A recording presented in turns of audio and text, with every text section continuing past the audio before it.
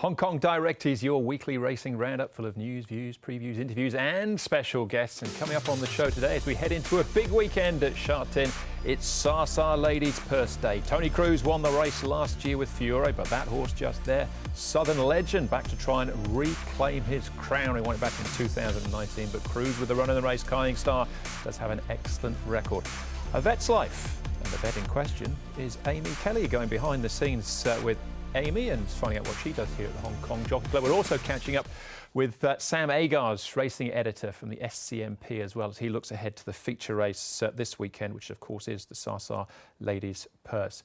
So, as that's the main angle, let's have a look at the field in question for this Group 3 contest. 1,800 metres of trip, as I mentioned before, Southern Legend trying to reclaim his crown. Vincent Ho will be on board there. The first 7 of these all ran last time out in the Sha Tin Trophy. Southern Legend only beat one horse home, but was only beaten 2.5 lengths, if that gives you an idea of how close that race was. Reliable Team is the one that didn't run in that race. He comes up in class from Barrier 2. He can be very prominent in the early stages here, and Derek Long does get on with his horse particularly well. We'll break it down a little bit in due course, but first up, let's catch up with Tom Wood as he profiles his idea of the horse to follow.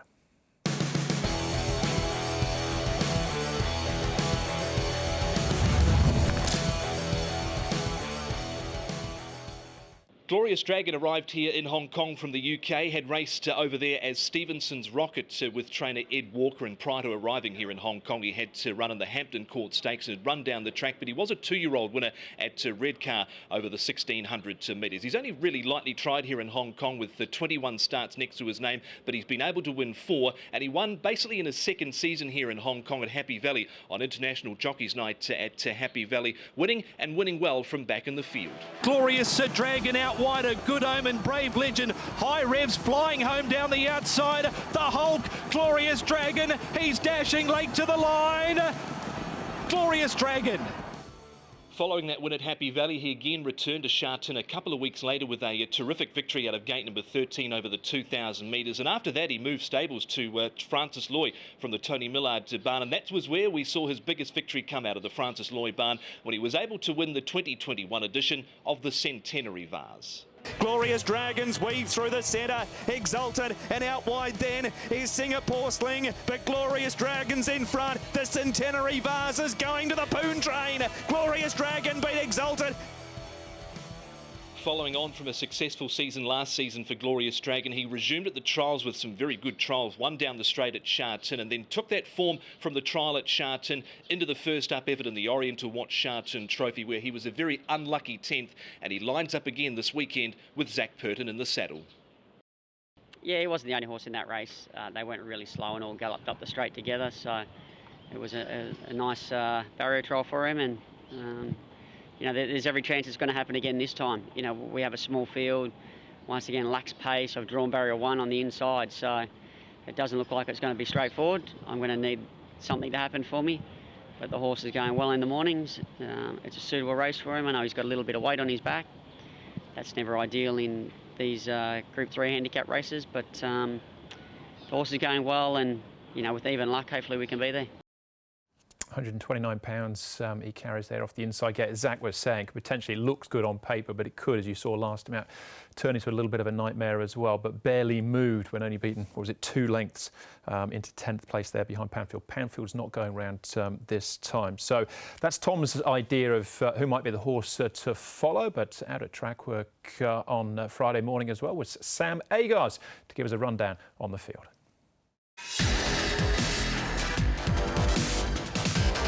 Yeah, look, it's only a smallish field with 8 runners, but there's certainly some form runners coming into it. Tourbillon Diamond and Columbus County stepping up in trip. I think they certainly look like the leading hopes in the race. Zach Purton jumping on Glorious Dragon from gate 1. Yeah, you sort of think anything could happen there. And then you got Southern Legend, who won a Group 3 over this same trip of 1,800 metres in June and has won this race before. So there's certainly enough intrigue considering the size of the field. I think Columbus County can really come on from that last run over a mile. He'll appreciate the step up in trip, and yeah, with even luck, I think he can win. Columbus County was the horse that I was tipping for that race last time out. It was a good run from him as well, 1,800 metres, probably right at the bottom end of his spectrum, probably better when he gets up to 2,000 and 2,400 metres as well. And I assume they'll be heading or trying to get him set for the Yavaza race he ran in last year. All of these horses are engaged on International Day and is a genuine stepping stone going forward as well. But I do think Glorious Dragon, with a clear run, is the one to beat. Tourbillon Diamond's the horse, a bit of a question mark horse for me. He always looks like he's going to win next time out, but doesn't. Maybe this will be his chance this time around. And hard to rule out Southern Legend, the old boy, and Kaying Star as well if he rolls along in front. So it's a very competitive race. But Glorious Dragon and Columbus County, my top two there. Thanks to Sam, who's the racing editor there at the SCMP. Now let's turn our attention to Amy Keller. There's very much a push to promote and celebrate women in racing in Hong Kong this week as we head into Sa Sa Ladies Purse Day. You'll find more of these videos on the website as well at hkjc.com. But you might see Amy sometimes on race day in the background, but today she's very much in the foreground. I'd always been passionate about animals, like lots of young girls. Oh, buddy. I grew up with horses. I just found it very exciting working with these elite athletes, keeping them sound, keeping them on the racetrack, and then very rewarding when you get results. I've been with the Jockey Club for 6 years. It's working as part of a team, to get these horses, especially obviously like for everybody, it's often the big races. Horses like, for me, Hot King Prawn, I've worked with him from the beginning when he arrived in Hong Kong. And then sometimes it might not be, it might be a Class 5 horse that's had something really go wrong that you've helped and got back on the track. For us, that can be just as rewarding to know that you've played such a big role in keeping that horse going or getting it healthy again.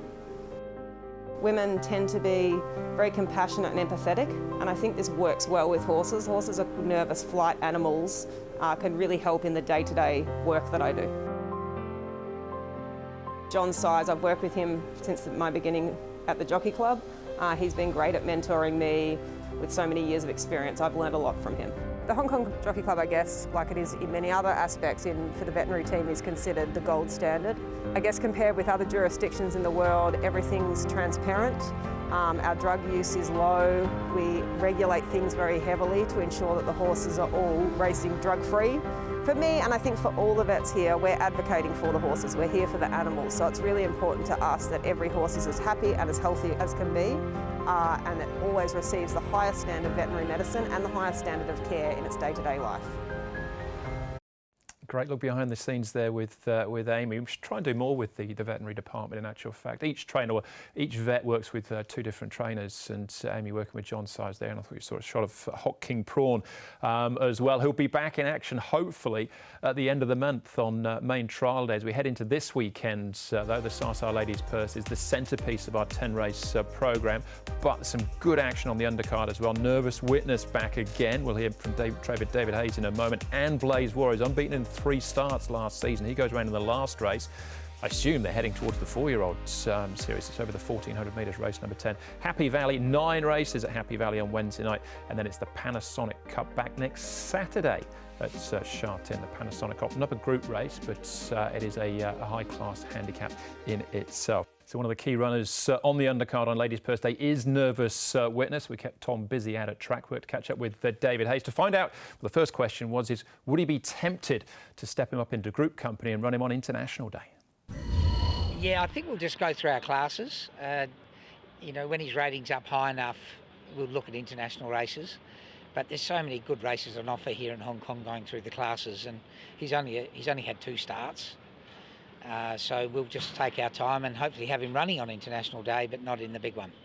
A lot of hype around him, and you've obviously trained a number of good horses down through the years. Do you get nervous on race day with horses like him? I sometimes get more nervous with the slower ones. The good horses always put their run up. So, I said on the day it was one of the best debut winners I've ever trained, the time he ran and the way he did it. So, it's exciting every time he runs, so looking forward to it. He goes around in race number 8, then Nervous Witness, straight after the ladies' purse. Zach Pern, of course, will be on board once more. Blaze Warrior in that final event there. So for a great day's action on Sunday. Looking forward to it, Sha Tin. That's just about all we've got time for. We're going to leave you this week with the Sa Sa Ladies Purse of 2019 and Southern Legend at 27-1, running down a game front runner in Time Warp and holding off as well the mighty Exultant in the process as well. It was a thrill. Enjoy this. We'll see you again on Sunday. Bring all the action from Hong Kong. DRFTV. They're still tight and compact inside the 800, and Time Warp getting his own way in the Sa Sa Ladies Purse. But now the pressure's going to start coming in as Insatiable Wider out, Furore and also Singapore Sling make their presence felt. Ho Ho Khan followed then by Eagle Way and Southern Legend. Sacred Capital's drifted back. Exultant's back on the rail. Third last. He's hard ridden. Dark Dream and Citron Spirit. Time Warp's got a kick. He's cuddling him at the moment. He's a length clear on Southern Legend. Furore's one paced. Here's Sacred Capital unwinding from Macau down the middle as Time Warp is joined by Southern Legend. Exultant getting through and then Sacred Capital. Southern Legend and Time Warp, they're in a real battle here. Southern Legend trying to lay up on Time Warp, gets his nose in front. Southern Legend from Time Warp.